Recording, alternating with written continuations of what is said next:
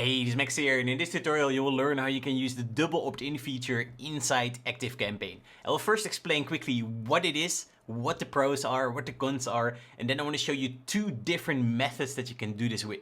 So let's just dive right in. So what is a double opt-in? So a double opt-in is a two-step process that a contact must go through before they are added to your list as an active contact.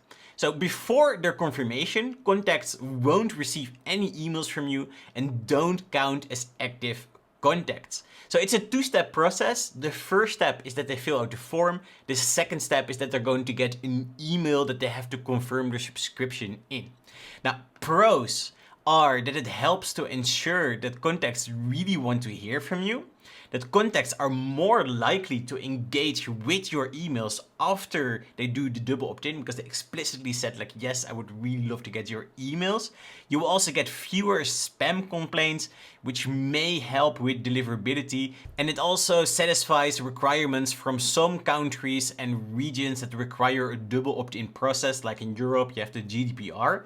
And it will also help against spam contacts from being added as active contacts to your account. So I think this is all great, but there are also really some cons to this. So for example, some contacts who do want to hear from you may not complete the second step of your double opt-in process, which means that they won't receive any of your emails in the future because maybe they just missed the confirmation email, right? So what I think is also really important is that if you're doing the double opt-in, make sure that after they opt in, they get like a confirmation page that also says like, hey, check your inbox to confirm your subscription.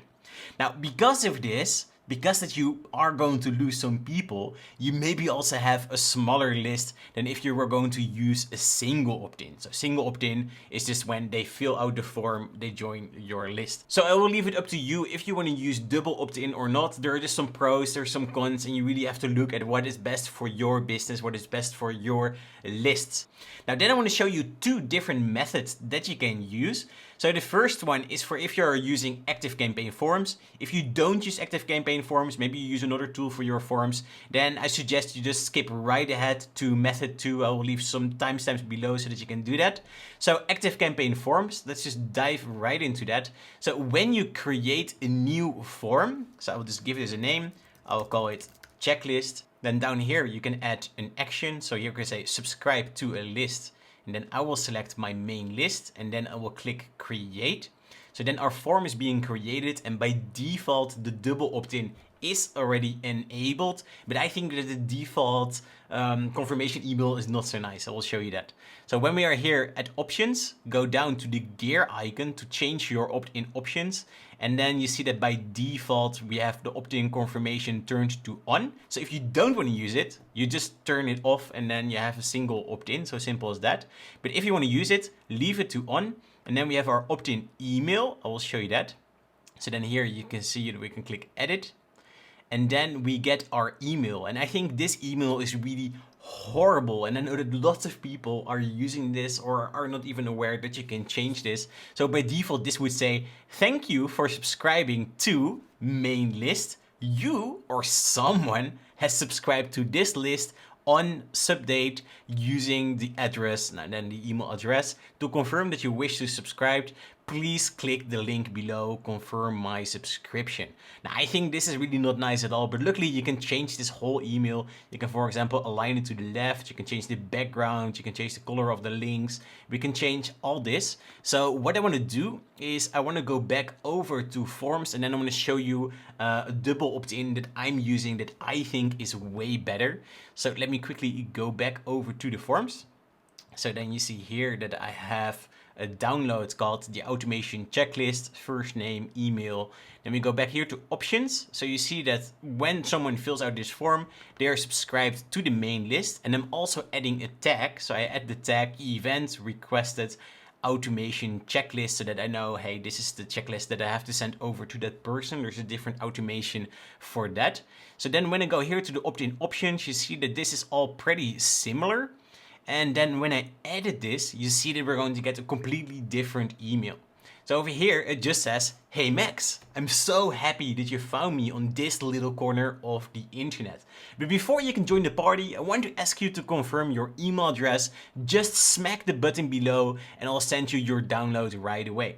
Now then you see over here that we have a button, and it's very important that the button that you're going to add is linking to this confirm link. Like this is like a personalization tag. You see that here, %, confirmation link, %, and only then ActiveCampaign knows, hey, this contact is confirming their subscription. Now, and then I say, any questions, let me know. Then my signature variable, and then a PS that is repeating the same call to action. And then really small down here, it says, if you believe that this is a mistake and you did not intend on subscribing to my list, you can ignore this message and nothing else will happen.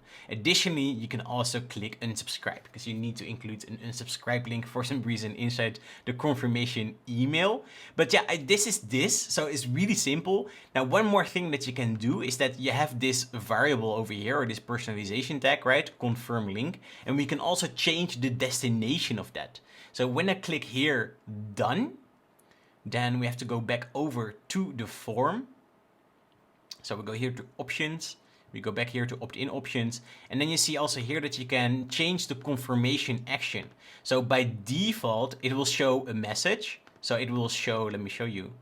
It will show this when someone is clicking the button. It just says, thanks for signing up. So yeah, I think that's also not so nice. But luckily we can just say here, okay, redirect to URL. And then here I have, for example, a welcome page on my website. So that when someone clicks the button, they go to a nice page on my website.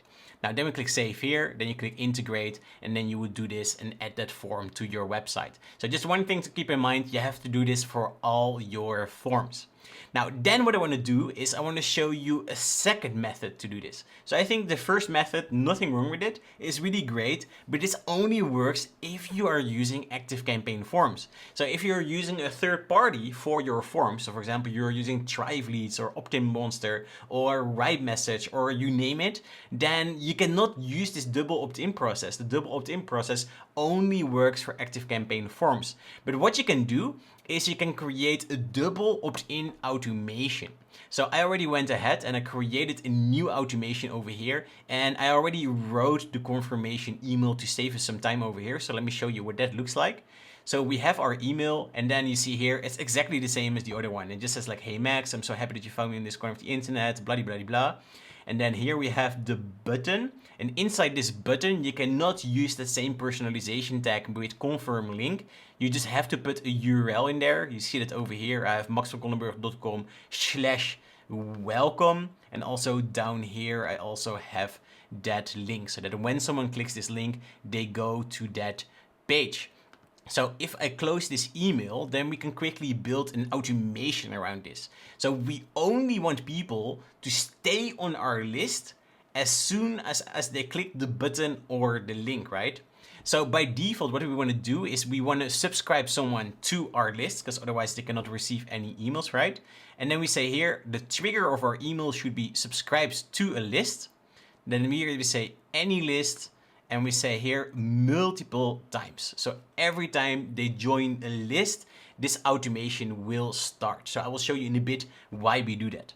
So then we will say here at start, then the confirmation email will be sent to that person. And then what we do is we're going to add a wait. So we go to conditions and workflow, we add a wait, and then we say here, wait until specific conditions are met. And then here, we have to set some conditions for our wait action. So we say here, has clicked on a link. Now here we have our email, confirm your subscription. And then we just say here, any link. So if they click any link inside that email, then they will continue. So then we click save over here. And then you also want to add a time limit, because we automatically want to remove people from our list if they do not confirm this email. So what do? We say here, time limit up to, and then I would use 7 days. So what this does is that this email is being sent, and then it will wait until the subscriber or the contact has clicked any link in that campaign for up to 7 days. So if they click a link, they will continue right away. If they do not click a link, then it will continue after 7 days. Now then we want to check if that person clicked that link or not. So to do that, we add an if else to our automation. So here we do the same again. Has clicked a link in confirm your subscription, any link, click add. So now we have a yes path and a no path. So the yes path, people will get who clicked a link inside that email, and the no path is for people who did not click a link inside that email after 7 days. So then if they do not click it, what we want to do is we want to unsubscribe them from all our lists. So we click save, we click OK, and then we just end the automation.